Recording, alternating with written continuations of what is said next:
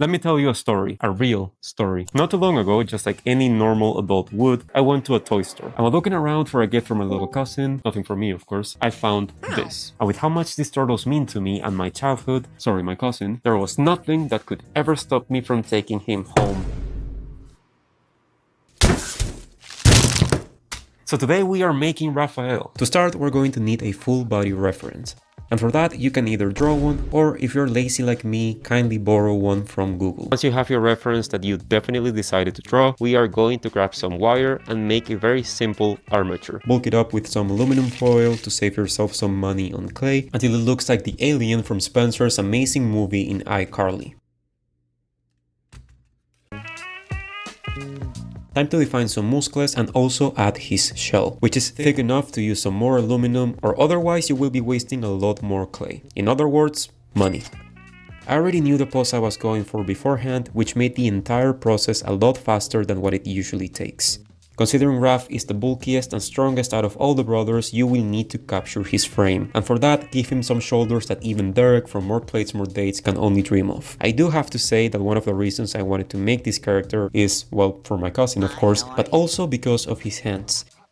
They all have only 3 fingers, and considering how hard it is to draw hands, and let's not even talk about sculpting them, the less fingers, the better. Don't focus too much on details as of right now, because to make characters like this look cooler, they will need to look fuller. Meaning adding a lot of accessories that will cover most of his body, so no need to make anything pretty until everything is on your canvas. Right now we're sort of in the sketch part of this sculpture and getting to understand it better. Add some depth to the neck area to make it look more like a shell, and now time to make the head.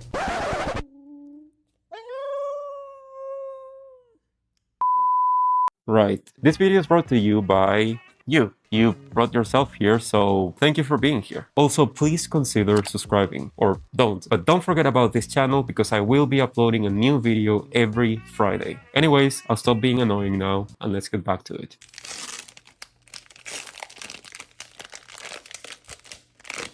To start making the head, we're going to need to make these 2 very simple shapes. Make a line for the mouth, the eye sockets for, well, the eyes, and don't stop till he looks like Barney.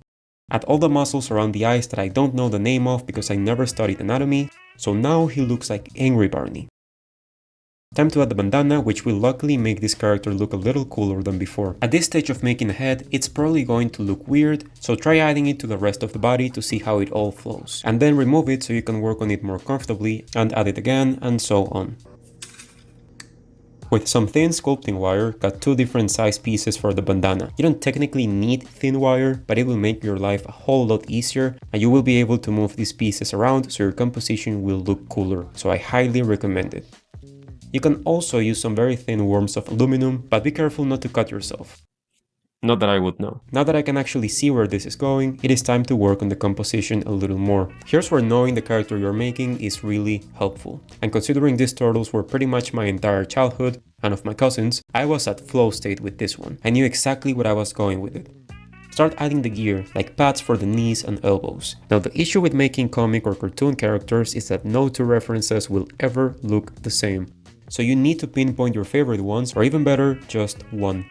Here's mine. And what's a ninja without their ninja belt? And he's even more of a ninja if he has 2 or 3. I really don't know what these things are. I'm just following my reference, and if it looks badass, then it probably has a purpose. As I've said in previous videos, it is all about adding detail to the point where everyone's eyes will simply go... Yep, detail. Trick the eyes of those that see your projects, and there you go. You are an artist. Talking about reference, I also saw that Raph has these bands all over, and making this was one of my favorite parts of making this character. Try making them as thin as possible, so they will bend and adjust pretty much by themselves, causing a much more interesting shape. With some scissors, cut some of these bands to make him look like he was in a battle. A character like this should never look pristine, or it will be off-putting. Just like for his bandana, cut some thin pieces of wire for his size. I guess I wanted to make a cool transition here, but I don't remember what it was, considering I made this sculpture over 1.5 years ago, so... just pretend there's something cool going on screen, please. My past self would really appreciate it.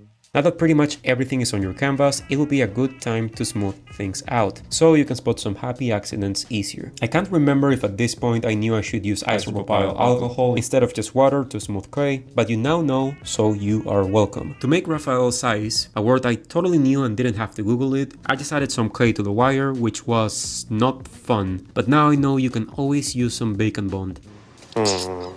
Not a tool you need, but still something I would recommend if you're taking sculpting a little more seriously.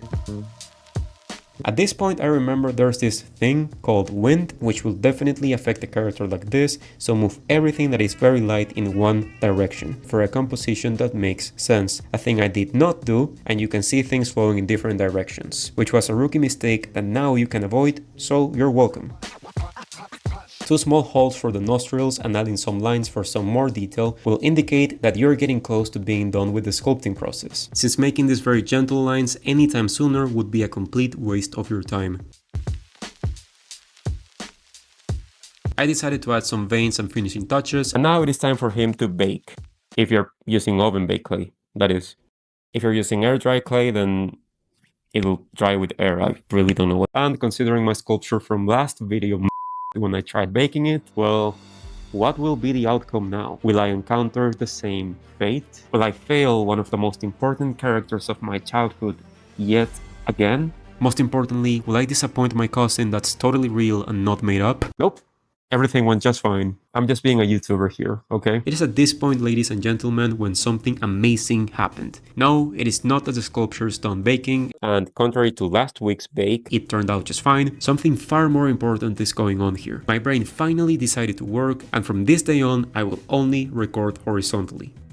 I mean, primarily, that is. But anyways, we start the painting process as always with some primer. And after covering the entire thing in an even white, I wanted to start with a kinda dark, kinda toned down green, because I want to add some very saturated colors later on, and it will all pop up even more if you add some nice contrast.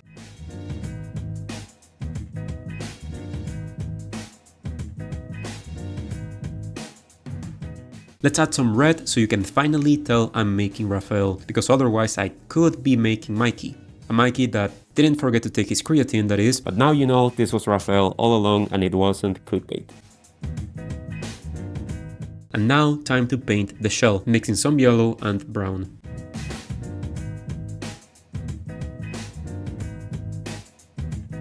Talking about brown, time to add some for the belts and pads, and I have to say, adding these colors really makes everything come together quite nicely. If you've watched my previous videos, which you totally should, you'll also see that I've learned my lesson and I am now waiting for things to dry. I'm talking art here, okay? So I hope you're proud of me. Here's another reason why I like making the heads detachable, and it's because of how precise it allows me to be. Be very gentle while painting parts like the bandana and things hanging out though. Adding some shadows with pure black is a no-no, but I didn't know better back then, but now you do, so you are welcome. And now, time to add that very green, a color I liked so much that here it is, in case you want to buy some too. It makes him look kinda radioactive in a way, and I love it. Adding some pure white is also a no-no, but I didn't know better back then, but now you do, so you are welcome.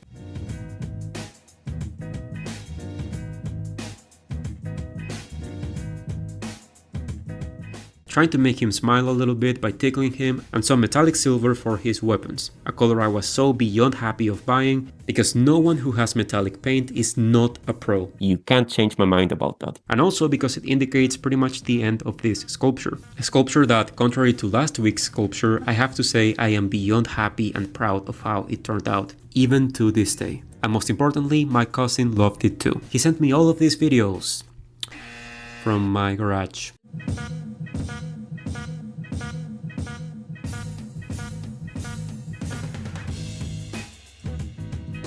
If you would like me to make a sculpture of your profile picture, all you have to do is subscribe, take a screenshot and send it to me over on Instagram, where you will find a lot more content. Let me know what I should sculpt next in the comments down below and come back again next Friday, okay?